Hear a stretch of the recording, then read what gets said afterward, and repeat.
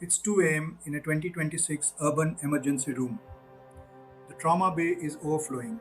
Gunshot wound, massive stroke, polytrauma from a highway crash. Three critical patients, one ICU bed, one ventilator.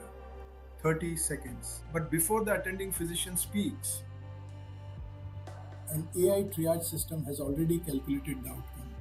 It has analyzed vitals, lactate levels, CT scans, EHR history, comorbidities, age, predicted organ failure scores. It runs survival models trained on millions of prior cases, and in zero point 0.8 seconds, it ranks them. Patient A, 72% survival probability. Patient B, 41%. Patient C, 18%.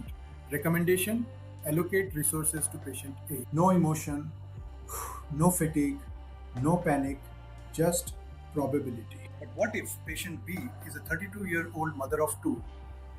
What if patient C is the sole earning member of a family? What if the model underestimates resilience or overlearns historical bias from past data? Black box algorithms do not explain why, they only output what. In theory, AI reduces bias. In reality, it may inherit hidden systemic inequities. In theory, AI maximizes survival numbers. In practice, doctors carry the moral weight of every decision. Because when the family asks, "Why not my father?" you cannot answer with "the algorithm said so." So here is the uncomfortable question. When a machine's optimal decision feels morally wrong, who has the final authority?